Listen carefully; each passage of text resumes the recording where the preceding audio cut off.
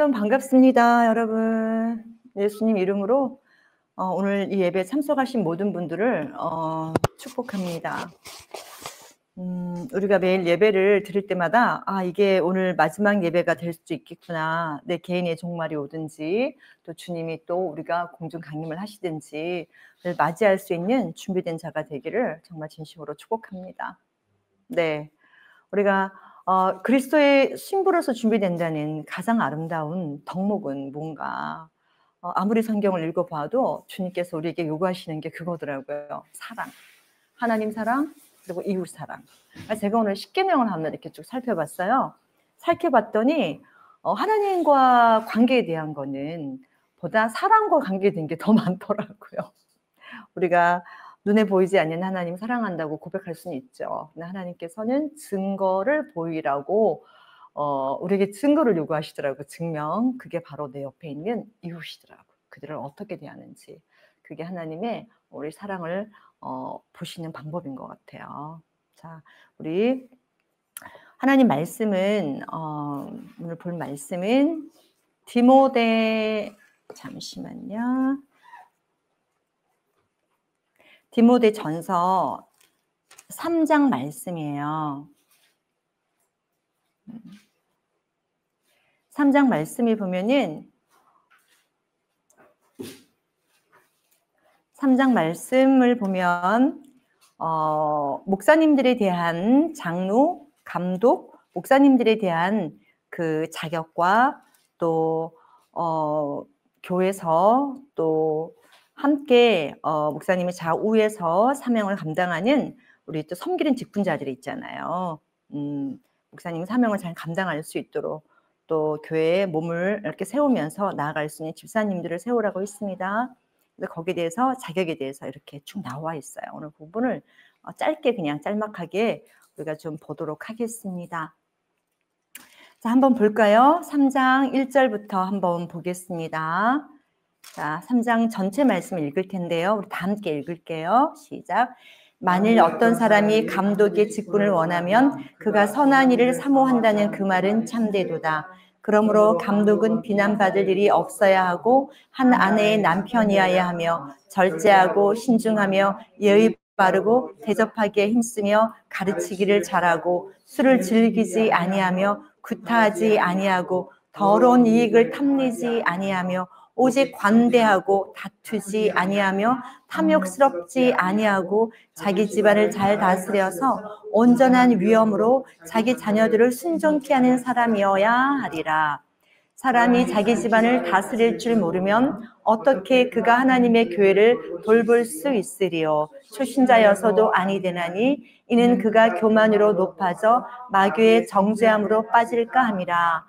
또한 외부 사람들로부터 좋은 평판을 받아야 할지니 이는 그가 비방과 마귀의 올무에 빠지지 않게 하려는 것이라.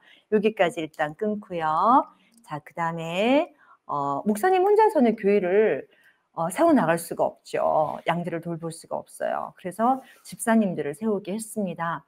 자, 사도들 행전에 보면은 사도님들이 이렇게 사명을 감당할 때 헌금이 많이 들어왔어요. 그래서 과부와 고아들을 돕고 매일 모이기를 힘써서 떡을 떼면서, 그러니까 조금 뗀 게 아니라 그때 모인 교제 성찬식은 배부르도록 먹는 거예요. 식사를 항상 하고 찬양하고 교리를 배우고 기도하고 그랬었거든요. 그러다 보니까 이 사도님들이 돈을 받으셔갖고 뭐 이거를 오늘 몇 명 와? 오늘 한 500명 오겠는데요. 그러면 그 장 보러 다니고 음식 준비하고 또 오늘 오시는 분들 과부들 그냥 가면 안 되니까 잘 준비했다가 오늘 헬라파 과부, 히브리크 과부들에게 균등하게 나눠주자고 막 나눠줬는데도 너무 바쁘니까 막 어떻게 돼요? 막 빠지는 거예요. 막 미스가 나고. 그러니까 헬라파 과부들이 막 원성이 있었죠. 어떻게 팔은 안으로 굽는다고 유대인이어서 유대인만 챙기시나요? 우리는 이방인이어서 조금밖에 안 주시는 거예요. 전 저번에 못 받았습니다. 막 이렇게 되는 거예요. 그러니까 우리가 말씀과 기도의 전무를 해야 되는데 이렇게 식단을 돌보는 것이 옳지 못하니 성령에 충만한 7 집사를 세워야 되겠다 해서 7명을 세웠습니다. 자, 거기에 그러면 집사는 어떠한 사람이어야 되는지 한번 볼까요? 8절부터 읽겠습니다. 시작. 이와 같이 집사들도 신중하고 일구이연하지 아니하며 술에 임박이지 아니하고 더러운 이익을 탐내지 아니하며 순수한 양심 안에 믿음의 신비를 가진 사람이어야 하느니라. 이런 사람들을 먼저 관찰해보고 그 후에 비난받을 것이 없으면 집사의 직분을 수행하게 할지니라. 그들의 아내들도 이와 같이 신중하고 중상하지 아니하며 절제하고 모든 일에 신실해야 하리라.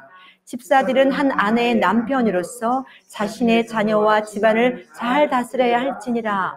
집사의 직분을 잘 섬긴 사람들은 자신들을 위하여 좋은 지위를 얻고 또 그리스도 예수 안에 있는 믿음 안에서 큰 담력을 얻느니라. 아멘, 할렐루야. 감사합니다. 네, 자, 그런데 여기 15절이 되게 중요해요. 한번 읽어볼까요? 시작. 그러나 만일 내가 지체하면 내가 하나님의 집에서 어떻게 처신해야 하는가를 알게 하려는 것이라. 이 집은 살아계신 하나님의 교회여 진리의 기둥과 터전이니라. 아멘, 할렐루야. 이 말씀을 주님께서 2주 전에 주셨어요. 그래서 2주 전에 저희 교회에서 여성 모임 때 제가 한번 말씀을 전했고, 여기 조금 더 다시 한번 심화해서 말씀을 전하려고 합니다.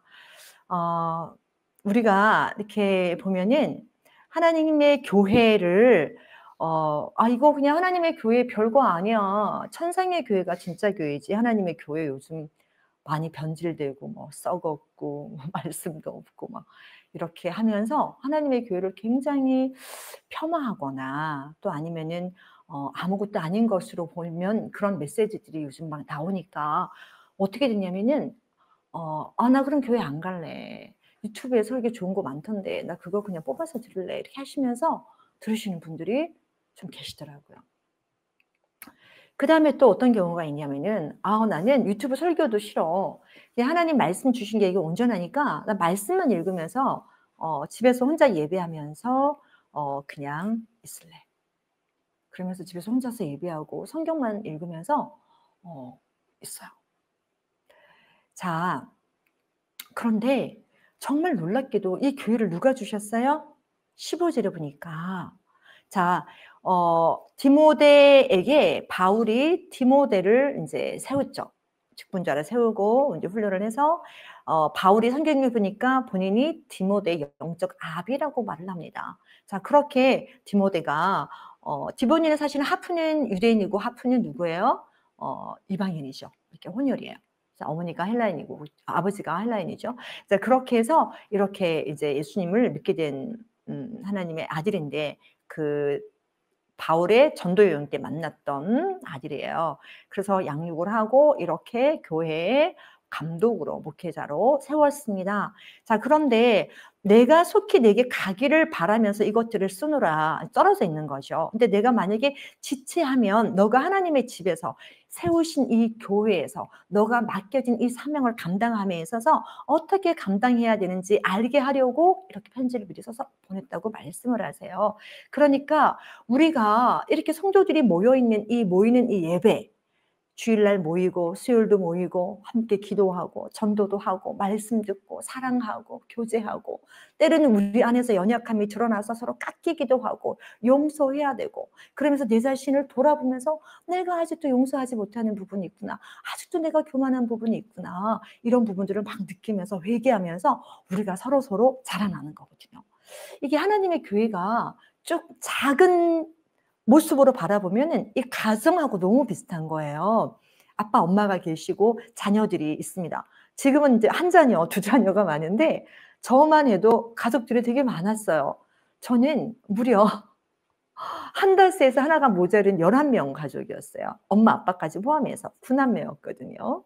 그래서 이 9남매가 살면서 이 안에서 얼마나 우리가 그냥 안에서 서로 엄마, 아빠가 아무것도 안 해도 서열이 잡히고 군기가 잡히고 또 사랑도 넘치고 깎이고 그랬으니까 이렇게 형제 안에서 군기도 잡히고 또 혼나기도 하고 또 사랑도 많이 받기도 하고 막 그렇게 하면서 사회성을 배우고 또 질서를 배우고 이런 모든 것들을 배워나가는 것처럼 교회 안에도 우리 하나님을 예수님을 으로 말미암아 거듭나서 하나님의 자녀가 된 성령 받은 우리들이 혼자서도 성경 읽고 살아갈 수는 있겠지요. 있습니다.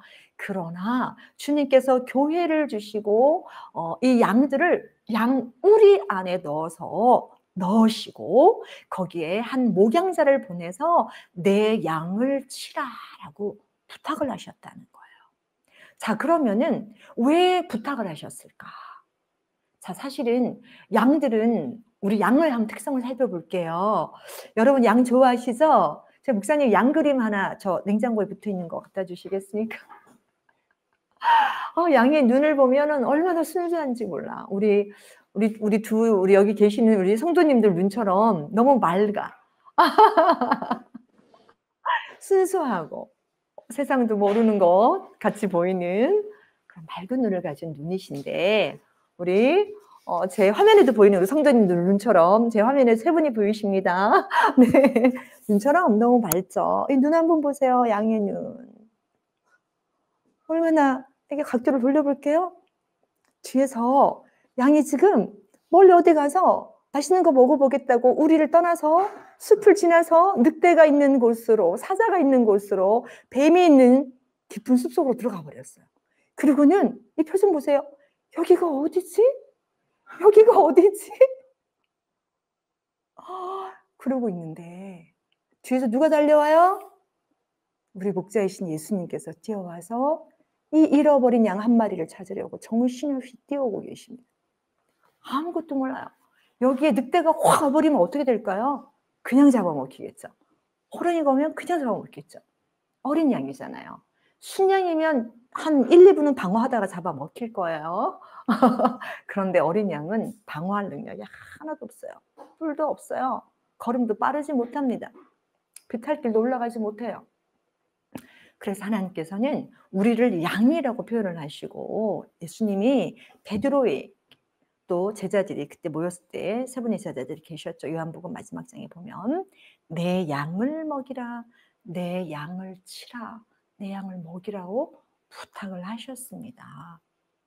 참 놀랍잖아요. 성령님이 계시는데 성경책이 있는데 그냥 집에서 혼자 성경 읽고 성령님 깨달아 주는 거 가지고 쭉쭉 자라날 수도 있는데 굳이 교회라는 공동체를 만드시고 울타리를 만들어서 그 안에 집어넣으셔서 거기서 보호를 받으면서 자라나게 하신다는 거예요.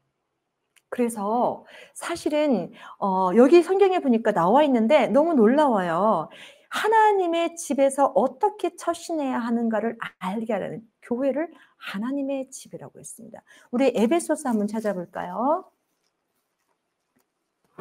자, 성경 에베소서 3장 말씀 한번 먼저 보도록 하겠습니다. 2장 먼저 볼까요? 2장에 있네요. 자, 2장에 19절부터 22절까지 읽어볼까요? 자, 시작. 그러므로 이제부터 너희는 더 이상 나그네도 타고님도 아니요 오히려 성도들과 같은 시민이며 하나님의 가족이니라. 너희는 사도들과 선지자들의 기초 위에 세워졌으며 예수 그리스도께서 친히 귀중한 모퉁이돌이 되셨고 그분 안에서 건물 전체가 함께 알맞게 맞추어져 주 안에서 거룩한 성전으로 자라가며 또한 그분 안에서 너희 성령을 통하여 하나님의 거처로 함께 지어져 가고 있는 것이라. 자, 이제 18절에 보니까 이는 그를 통하여 우리들이 한 성령으로 아버지께 나아갑니다. 이방인과 유대인들이 함께. 에베소 교회는 이방인도 있었고 또 어떻게 해요? 유대인들도 있었어요. 섞일 수 없는 무리 같아 보이지만 한 성령으로 말미암아 연합되어서 하나님께 가까이 나아가면서 어떻게 해요? 하나님의 거처로 함께 지어져 가고 있는 것이니라. 그러니까 하나님이 원하는 건 뭐예요? 너 혼자 뚝 떨어져 있는 벽돌 한 장을 원하는 게 아니에요. 너 혼자 뚝 떨어져 있는 기와장 하나를 원하시는 게 아니에요.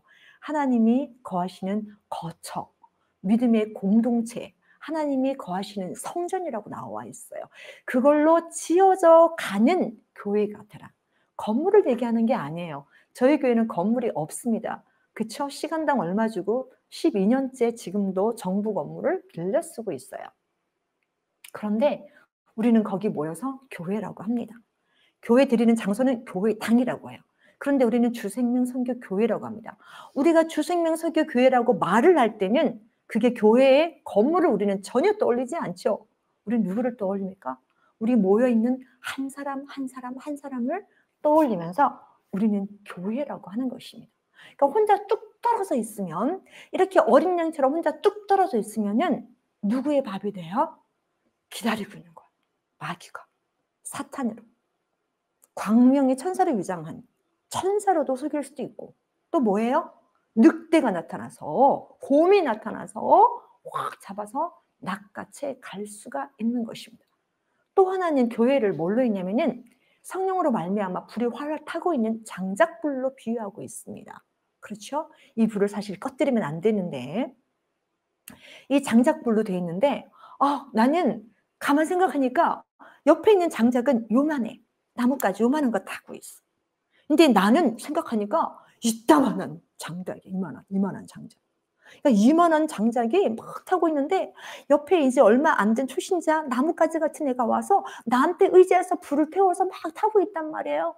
그러니까 아이 뭐야, 나는 믿음도 좋고 능력도 있고 나는 많이 보고 나는 하나님이 특별히 사랑하는 줄 아는데 내가 왜 여기서 이러고 있어? 왜 여기서 불 쏘시게 옆에 태우는 걸 도와주고 있는 사람인 거야. 아니, 난 나 혼자서 뭔가를 해볼 거야 라고 교회를 뛰쳐나가서 혼자 있으면, 자, 그 장작은 혼자 있으면 어떻게 되나요?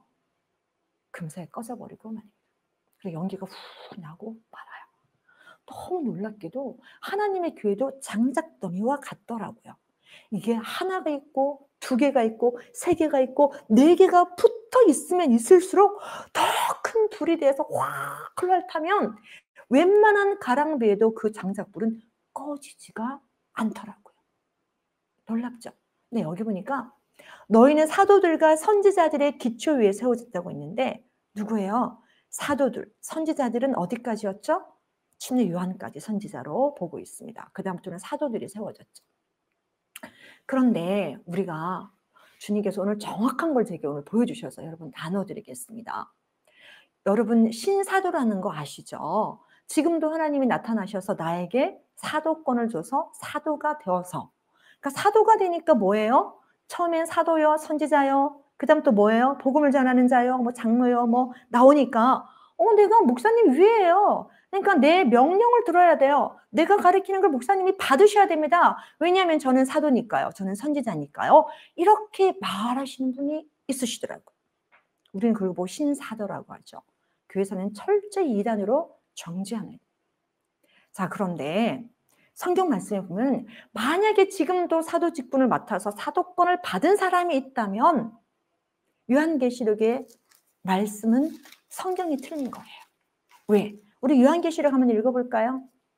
요한계시록 20장 한번 읽어보겠습니다. 자, 14절 12절부터 읽어볼 12절에서 14절까지 읽어볼까요? 시작. 하나님의 12절부터 시작. 예, 21장이요. sorry. 21장이에요. 요한계시록 21장. 이게 더블 막 발음되는 건 좀 잠깐 발음이 좀 어려워서. 자, 21장 2절부터 읽어볼게요. 14절까지 시작. 또 크고 높은 성벽도 있으며 12대문이 있고 그 문에는 12천사의 이름들이 기록되어 있는데 그것은 이스라엘 자손 12지파의 이름이더라. 13절. 동편의 문이 3개, 북편의 문이 3개, 남편의 문이 3개, 서편의 문이 3개이며 또 그 도성의 성벽에는 12기초석이 있는데 거기에는 어린 양의 12사도의 이름이 있더라. 하나님께서 인정하신 12명의 우리 지파, 12지파와 그 다음에 12분의 사도 이름이 어디에 있다고요?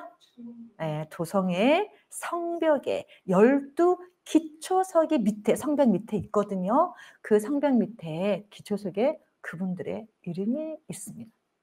만약에 지금도 사도가 계속 주님께서 허락해 주신다면 and 뭐라고 해야 될까요? 사도 그 12명 이후에도 줄줄이 사도 직분을 받는 그 사람들의 이름 수천 명도 기록되어 있더라. 이렇게 됐겠죠. 성경에는 전혀 없어요. 그걸로 끝. That's it. 더 이상 없다고요. 사도 직분은 어떤 직분이에요? 예수님을 실제로 본 사람들을 얘기하죠. 꿈이 아니라 실제로.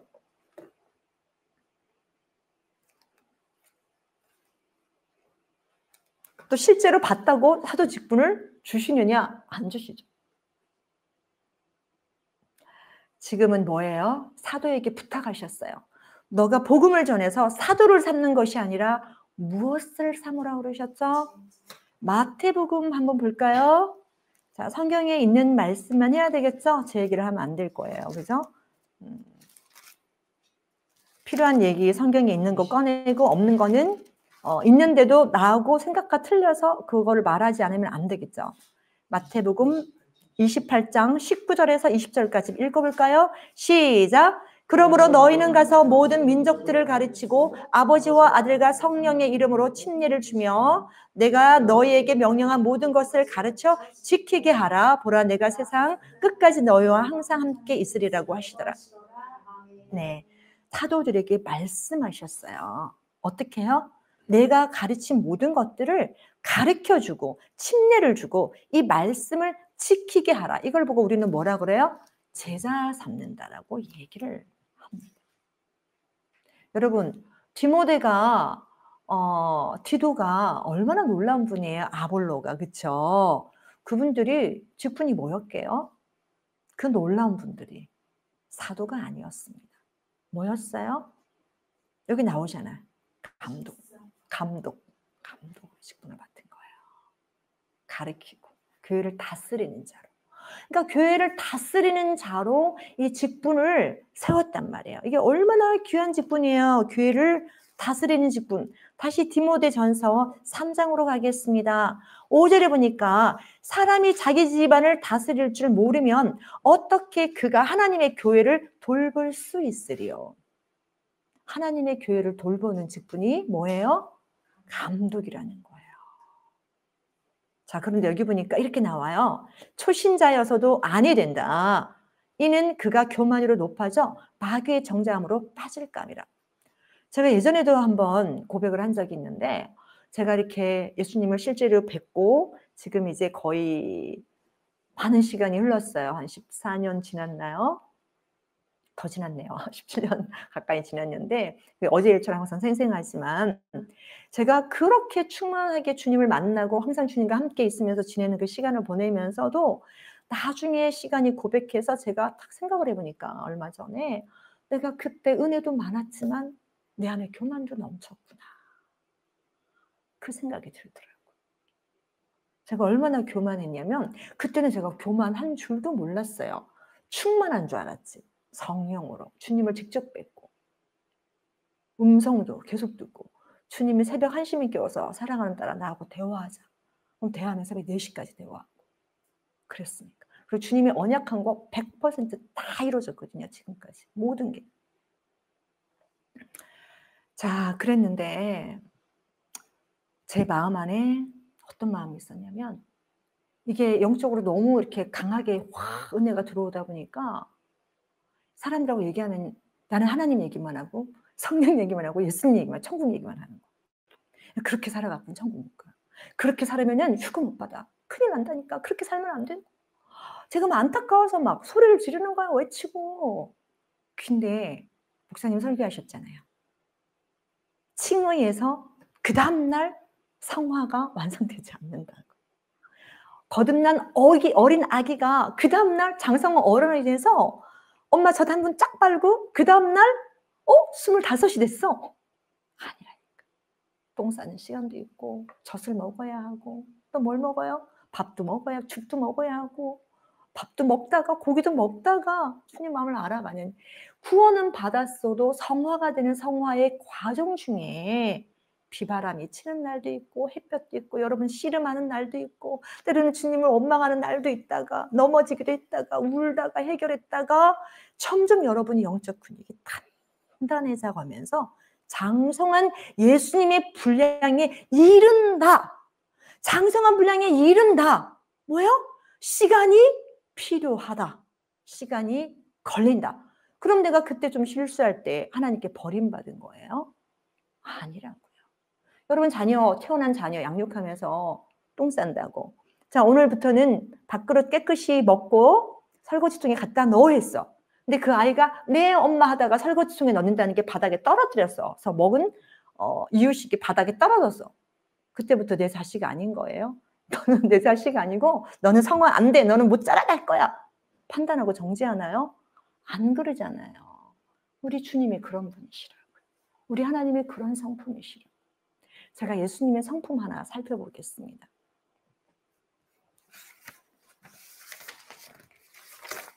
요한복음 8장 1절에서 11절 말씀입니다.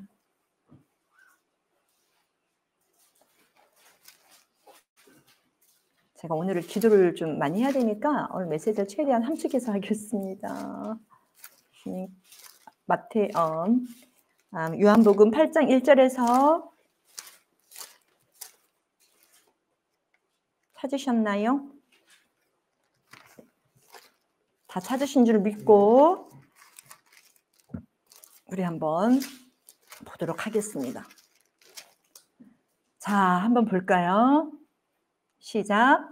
예수께서는 올리브산으로 가시니라. 이른 아침에 다시 성전으로 나오시니 모든 사람들이 주께로 오더라. 주께서 앉으셔서 그들을 가르치시더라. 그때 서기관들과 바리새인들이 가늠하다 잡힌 한 여인을 주께 데리고 와서 그 여인을 한가운데 세우고 주께 말씀드리기를, 선생님, 이 여인이 가늠하다가 현장에서 잡혔나이다. 모세는 율법에서 그런 여자를 돌로 치라고 명령하였는데 선생님은 어떻게 말씀하시겠나이까? 라고 하니 그들이 이렇게 말하는 것은 주를 시험하여 그를 고소할 구실을 얻고자 함이라.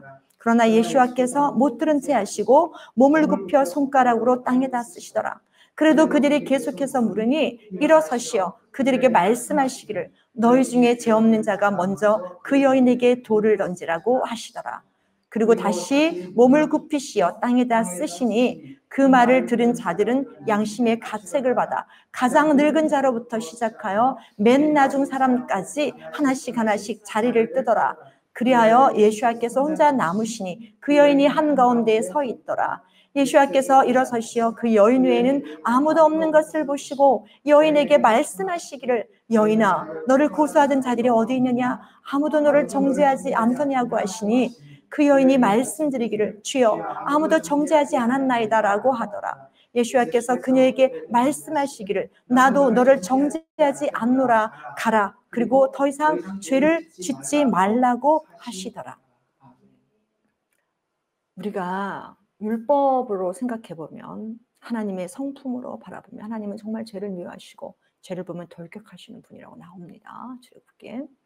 자, 그런데 정말 이 여인을 끌고 왔을 때 율법인 성품대로 하자면은 어떻게 해요? 예수님이 너 어떻게 그런 삶을 살 수 있어? 하면서 바로 돌멩이를 가지고 1등으로 명중으로 주셔야 될 거예요.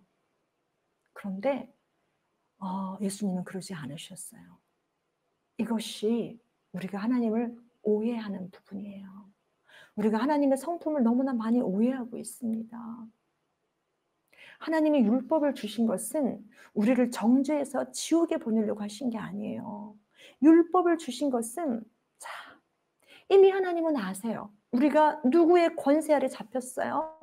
사단의 권세 아래 잡혔잖아. 선악과를 따먹으면서 이미 아담으로부터 원죄가 우리 안에 들어와서 우리 피 속에 그 죄성이 이미 흐르고 있는 걸 하나님은 아세요.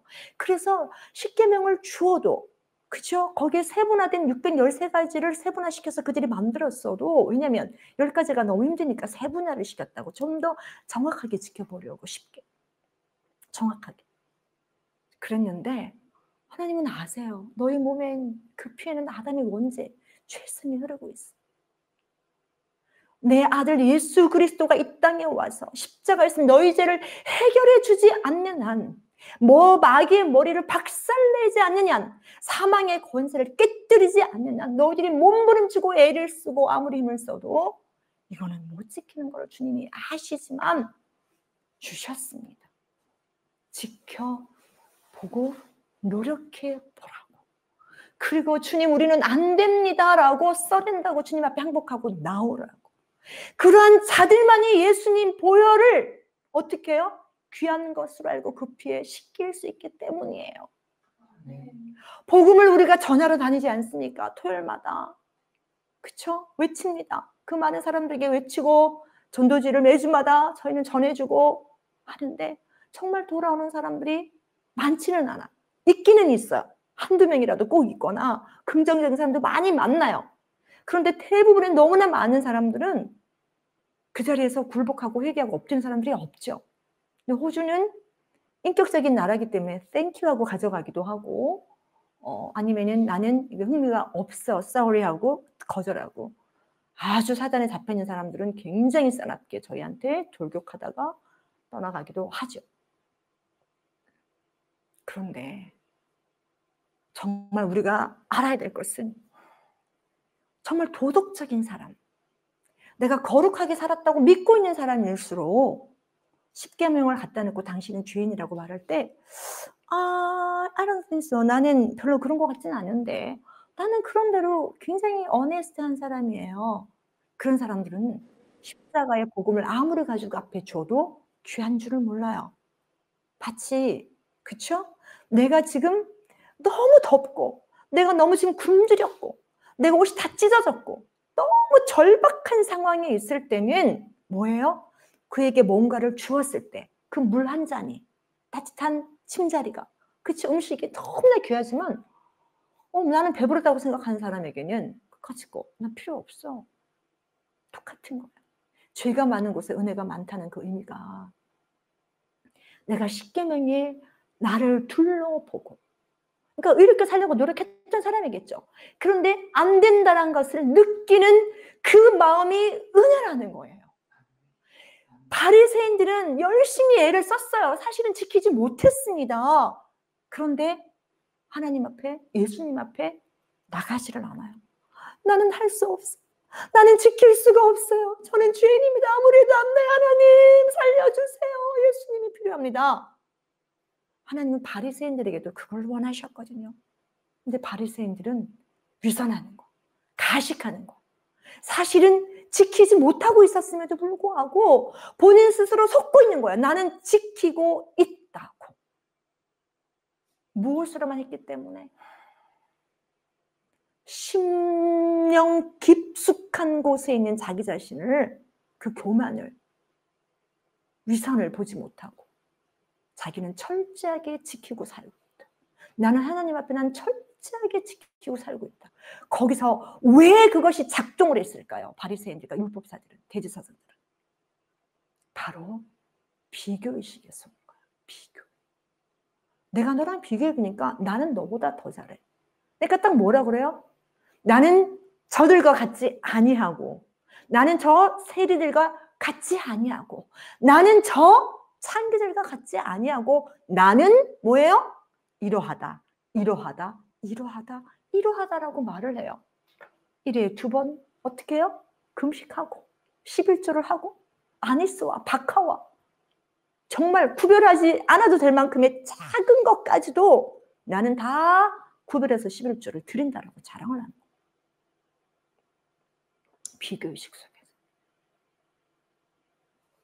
그렇게 살았던 가련한 바리새인은 자기가 가장 믿음이 좋은 줄 알았고 자기가 가장 충만한 줄 알았습니다. 그래서 메시아가 오면은 바리새인들은 이렇게 기대를 한 거예요. 나를 알아주겠지? 나를 가장 먼저 알아줄 거야. 나를 가장 먼저 인정해 줄 거야. 나를 칭찬해 줄 거야 라고 엄청나게 기대를 했단 말이에요. 근데 바리새인들을 칭찬해 주셨어요? 안 해주셨어요? 안 해주셨어요. 안 해주시고 그냥 자기들이 존경받는 사람들 앞에서 선생님이요, 랍비요, 랍비가 지나가신다, 랍비가 지나가신다, 이쪽에 앉으세요. 막 그렇게 존중을 해주던 그 사람들 앞에서 높여줘야 되는데 존중받던 사람들 앞에서 완전히 박살을 내버리십니다. 뭐라고 말? 이 독사의 자식들아, 이 회칠한 무덤아, 너희는 어떻게 해요? 너희도 지옥에 가면서 너희를 만나면 너희가 그 사람을 배나 더 지옥 자식으로 만드는다. 이렇게 책망을 하십니다. 그렇죠? 그러니까 더 화가 난 거예요. 내가 존중받는 그 사람 앞에서 나를 박살을 냈어. 뭐가 무너진 거예요? 자존심. 하나님은 자존심을 깨뜨리기를 원했는데 자존심이 딱 밟히니까 이분들은 인정 욕구에서 인정받고 사는 만족을 누리고 살았던 사람인데 그 인정 욕구를 밟아버리니까, 자존심을 박살을 내버리니까 어떻게 돼요? 본성이 드러나요. 성질을 내면서 와 올라오면서 그다음부터 뭘 합니까? 예수님을 죽이려고 모의를 하더라. 여러분, 이분들이 누구예요? 정말 존중받던 종교의 열심당원이에요. 바리새인. 그리고 대제사장들은 지도자들이었고요. 서기관들은 성경책을 필사해 주는 사람이었어요. 율법사는 율법을 정확하게 깨뜨리고 낭독해 주는 사람이에요. 그런데 어떻게 해요? 율법에 대해서 물으면 다 알려주는. 그런데 그런 사람들이 예수님을 죽이려고 덤벼들었다는 거예요. 우리 바울님을 한번 살펴보겠습니다. 우리 사도 바울님. 어떤 분은 사도 바울님이 예수님 믿기 전에 사울이고 예수님 믿은 후에 바울로 바뀌었다고 하시는 분을 제가 어릴 때 들은 적이 있는데 그거는 아니고 어떤 그 언어로 발음을 표기하느냐에 따라 사울이 될 수도 있고 그 다음에 또 바울 이렇게 될 수 있다는 얘기를 구증을 들었습니다. anyway, 어쨌든 바울님은 어떻게 했습니까? 왜 초대교회를 그렇게 비판했어요? 왜 대제사장으로부터 지금으로 말하면은 구속영장을 딱 받아갖고 기독교인들을 다 줄줄이 끌고 와서, 그렇죠? 끌고 와서 심판하고 또 스스로 임의로 처형할 수 있는 권한을 가지고 왔죠. 그러니까 어떻게 해요? 스데반 집사를 사람들이 돌로 던져 죽일 때 스데반 집사가 피를 흘리고 죽었잖아요. 돌무더기 됐죠? 그 겉옷을 벗겨서 누구 발 앞에 뒀어요? 바울의 발 앞에 두었더라. 바울님, 한 사람 처단했습니다. 옷을 준 거예요. 그 권세를 가지고 있었다. 아무나 말을 타고 다메섹 도상으로 갈 수는 없죠. 그만큼 권세를 갖고 있었어요. 사람들을 데리고 부리면서. 그랬던 바울이 왜 그렇게 열심히 그리스도인들을 잡아 죽였습니까? 왜 그렇게 핍박했습니까? 딱 하나예요. 하나님을 향한 열심이었어요. 이게 하나님께 충성한다고 생각을 한 거예요. 이것이 하나님 앞에 자기는 충성되게 사명을 감당한다. 저 예수, 괴수, 예수를 믿는. 나중에 본인 스스로 자기에게 괴수라는 표현을 합니다. 저 이단자 예수. 하나님의 이름을 망령되이 일컫는 저 예수. 그래서 그를 믿는 모든 그리스도인들을 다 잡아 죽여야 돼. 살기가 등등했다고 나오죠? 살기 등등. 하나님을 향한 잘못된 열심이 들어오니까 분별을 못하는 거예요. 누가 어떤 게 적이고 아군인지, 한국의 속담에 똥인지 된장인지도 분간을 못해요. 너무 무서운 일들이 벌어집니다.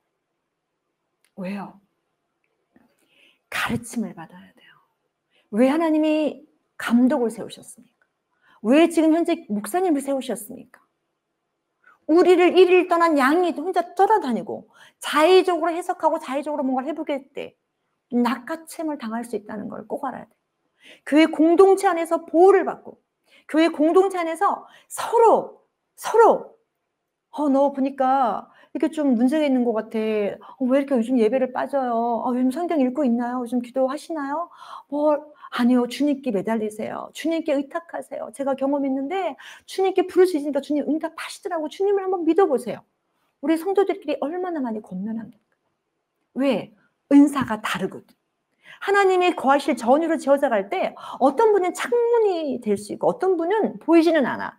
근데 뭐야? 아주 중요한, 집이 보이는 것보다 더 중요한, 나는 정말 집안에 중요한 게 그거 같더라고요.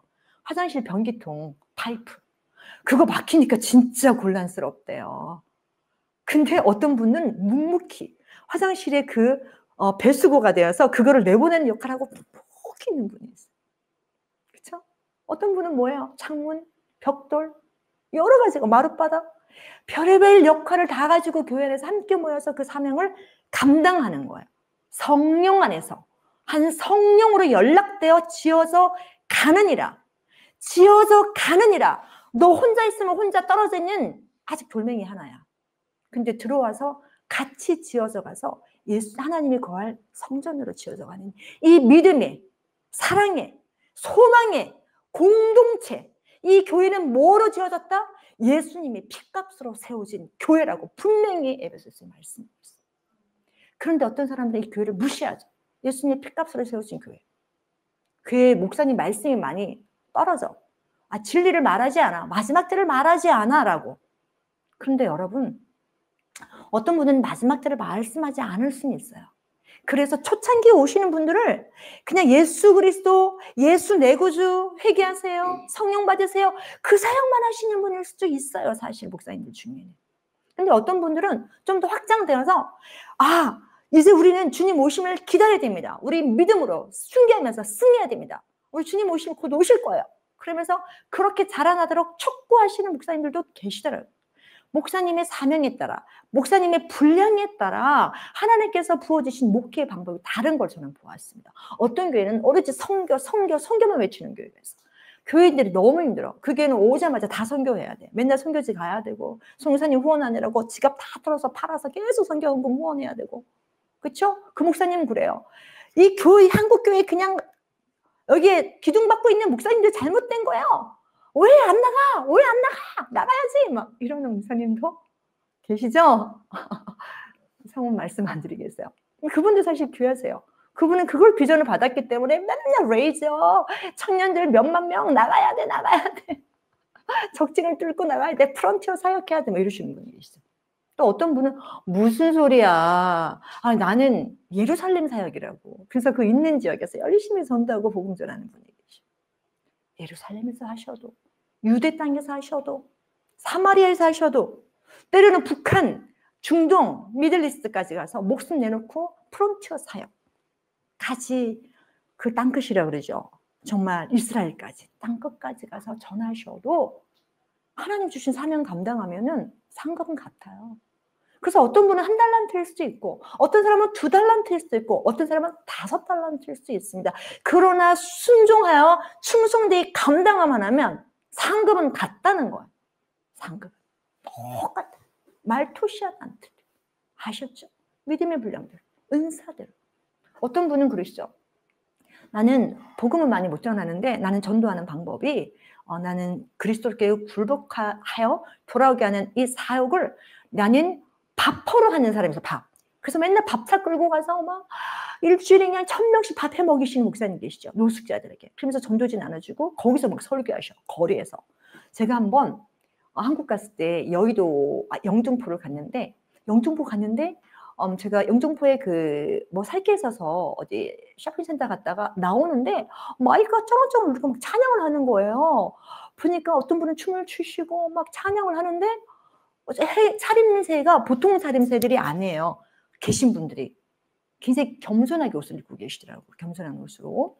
근데 목사님이 메시지를 하는데 제가 너무 은혜를 받은 거예요. 제가 막 그 영상을 다 녹화를 했잖아요. 그래서 너무 은혜 받았어요. 알고 보니까 광야교회더라고요. 쪽방교회. 노숙자들을 상대로 복음을 전하고 목회하시는 목사님. 근데 그분은 복음도 전하시지만 먹이는 거. 후원 받아서 막 챙겨주고. 다르잖아, 사역이.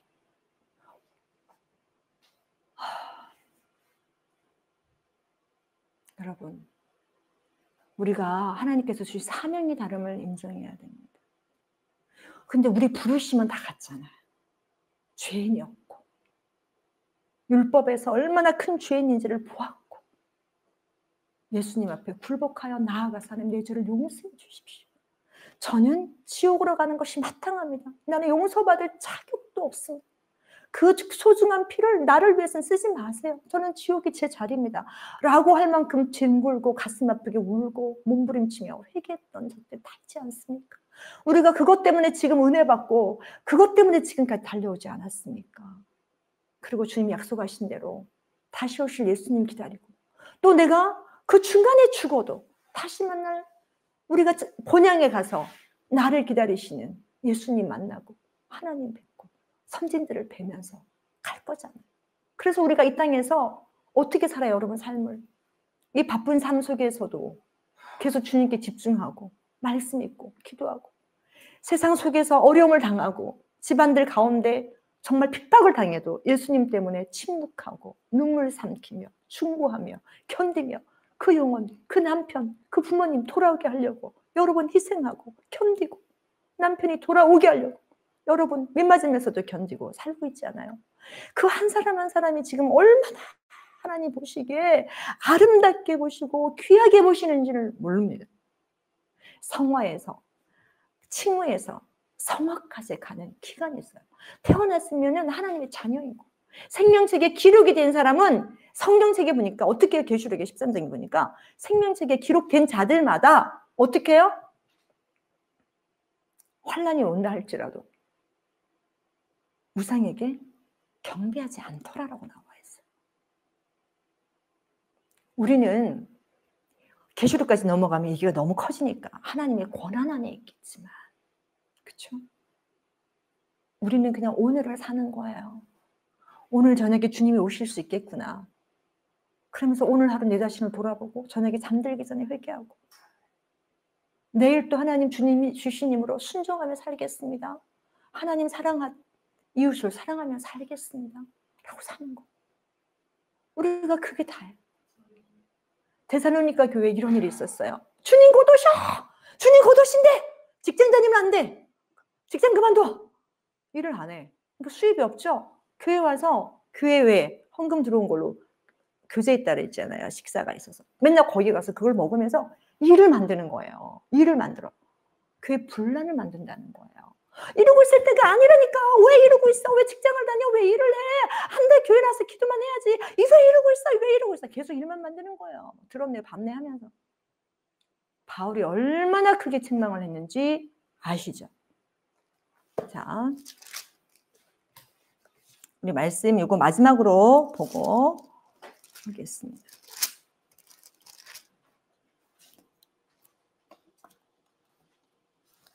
자,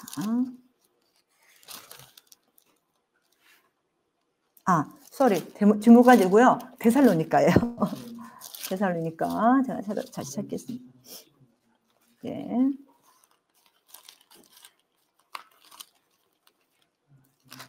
데살로니가 전서 4장에 보면은 후소에도 전서에도 있고 후소에도 있는데 자 일단 후서로 먼저 갈게요. 그러면 3장에 보면은 자 여기 보니까 뭐라고 나와요?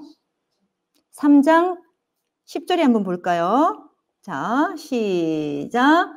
우리가 너희와 함께 있을 때에도 너희에게 명하기를 누구든지 일하기 싫어하거든 먹지도 말라 하였느니라. 11절 계속 읽으세요. 우리가 들으니 너희 가운데서 무질서하게 행하여 전혀 일하지 아니하고 참견 잘하는 자들이 있다 하니 이제 우리가 우리 주 예수 그리스도를 통하여 이런 자들에게 명하고 권하노니 조용히 일하고 자기 양식을 먹으라. 아멘. 왜 이분들이 왜 이렇게 하셨어요? 왜? 응? 정말 이게 나와 있잖아요. 데살로니가 전서에서 나와 있듯이. 그래서 뭐라고 했냐면은 데살로니가 교회는 전서에도 나와 있지만 4절에 보면은 주께서 호령과 우리가 주의 말씀으로 너희에게 이것을 말하노니 그러면서 어떻게 해요? 14절을 5절 16절에 보면은 17절 그리고 나서 살아남아 있는 우리도 공중에서 주와 만나기 위하여 그들과 함께 구름 속으로 끌려 들어 올라간다. 그러니까 우리가 먼저 지금 돌아가신 선진들보다 먼저 부활하는 게 아니라 그들이 먼저 그 다음 우리가 끌려 올라간다. 그렇게 분명히 나와 있습니다. 이분들이 그래서 주님 곧 오실 거라고 정말 어떤 팀들은 어떤 사람들은 아예 일도 하지 않으려고 참견만 하는 거예요. 참견. 이런 분들에게 주님이 하시는 말씀이 있어요. 주님이 하시는 말씀이라기보다는 아마 이런 말이 가장 적합할 것 같아요. 니나 잘하세요. 이렇게 너나 잘하세요. 이런 말씀이 있더라고. 말이 있잖아요. 여기 뭐예요? 너 자신만 보아라. 참견하지 말라. 그래서 제가 오늘 이제 저희 목사님하고 이제 다시 한국을 위해서 기도하면서 저희 둘이 이제 오늘 좀 울면서 너무 마음이 아프더라고요. 울면서 기도를 했었는데 바로 그 여러분 데이비 차 목사님 그 회개 사과하는 그 영상을 올리셨잖아요. 오늘 목요 기도회도 안 하시고 저는 뭐 그분 설교 뭐 많이 듣고 이러는 사람하고 그런 건 아니에요. 그냥 참 귀한 사역 하신다라고 하면서 샀는데 너무 힘들고 지치겠다. 저걸 어떻게 다 감당하실까? 근데 그 정도 생각을 하고는 있었어요. 그랬는데 그 회개하는 그 모습을 딱 보는데 제 안에 제 목사님이 그냥 그걸 보시고 2번 보셨대요. 근데 2번 다 우신 거예요. 보시면서. 목사님도 우시고 저도 울고. 근데 울면서 어떤 기도가 나오냐면은 하나님 이분의 이 촉매제로 말미암아 한국에 부흥이 일어나게 해주세요. 대각성과 대부흥이 일어나게 해주세요. 대부흥은 뭐냐면 각성이거든요. 부흥은 뭐가 크게 되고 잘 되고 돈을 잘 많이 벌고 교회 성도가 많은 게 아니라 진정한 교회 가운데 진정한 회개가 일어나서 전심으로 주님 앞에 굴복하고 회개하고 돌아오는 것을 우리는 대각성 대부흥이라고 합니다. 하나님 한국에 이 일이 있게 해주세요. 평양 대붕이 있었던 것처럼 이것이 촉매제가 되어서 이분은 드러났지만 드러나지 않으면서 죄를 짓고 있는 많은 사역자들과 성도들. 요즘 얼마나 영상에 음란한 거 많아요. 그거 보면서 안 본 척한 거. 근데 주님은 그랬거든요. 네가 여자를 보고 음욕을 품는 자마다 이미 가늠했다고. 사실 그렇게 보니까 같은 거예요. 쌤. 우리가 누구를 돌팔매질을 할 자격이 있을까요? 우리가 어디서 구원받았나요? 하나님 보시기엔 도찐 개찐이죠. 그러니까 우리가 해야 될 것은 그걸 통해서 내 자신을 돌아보고 정말 중심으로 중보해 드리고 나아가서는 한국의 많은 크리스천들이 회개 물결이 일어나서 전심으로 하나님 앞에 내 자신을 돌아보는 거예요. 주님이 그러셨어요. 먼저 죄 없는 자가 이 여인에게 돌을 쳐라라고 했을 때 누구부터 돌멩이를 내려놨어요? 노인부터. 늙은 자부터 돌을 먼저 내려놨다고 했습니다. 왜요? 죄가 더 많으니까. 주님이 보실 때 우리는 어떤 모습일까? 주님이 보실 때 나는 어떤 사람일까? 우리는 이런 모습을 통해서 돌팔매질을 같이 던지는 것이 아니라 하나님 앞에 내 죄인 것처럼 회개하고 중보하면서 엎드리는 거. 그래서 하나님 한국교회 부흥이 있게 해주세요. 진정한 대각성이 이제 일어나게 해주세요. 하나님 은혜를 주세요. 저희 둘이 그냥 막 그 기도가 나와서 막 울면서 계속 기도를 했습니다. 그래서 그렇습니다. 자, 여러분 오늘 말씀 여기서 마치도록 하겠습니다. 저는 이 말씀을 전할 수 있는 자격 있는 사람이 아니에요. 주님께서 저에게 말씀을 물려주시니까 저는 그냥 하나님 편에서 담대하게 선포를 합니다. 항상 제가 목요일날 설 때마다 설기 전에 며칠 전에 꼭 목사님께 말씀드려요. 설교 준비해놓고 주님께 받아서 다 준비하고 마음속으로 묵상하고 목요일날 되면 딱 말씀드려요. 아침에 여보 오늘 설교 당신이 하면 안 돼요? 매 금요일마다 물어요. 여쭤봐요. 아니 당신이 하셔야죠. 당신 얘기 들을 게 더 많을 것 같은데 난 당신 설교 듣는 게 너무 좋은데 은혜되고 제가 그래요. 그러면은 목사님이 아닙니다. 말씀 주셨으니 전하세요. 그러시거든요. 그러면은 저는 최종적으로 목사님께도 순종을 해요. 알겠습니다 하고 제가 순종을 하거든요. 그래서 오늘 또 그랬어요. 그래서 목사님 오늘은 목사님 통해 주실 게 더 많으실 것 같은데요. 오늘 또 저는 목사님 설교 듣고 싶습니다 했더니 아닙니다. 오늘 하시는 겁니다. 하면서 싹 빠지시더라고요. 그래서 알겠습니다 하고 또 나와서 제가 말씀을 전하는 거예요. 예. 그렇습니다. 예. 저희가 무슨 자격에 대해서 제가 말씀을 전하겠습니까? 저도 저녁마다 주님 앞에 하루 삶을 늘 회개하고 주님 정말 긍휼을 베풀어 달라고 기도하는 사람이에요. 정말 내 머리 또 속속들이 예수님을 정말 닮아야 되는데 이 두제째 세포가 언제 주님을 다 닮아갈고 통탄이 나옵니다. 주여. 오늘 여기까지 말씀 제가 전하고요.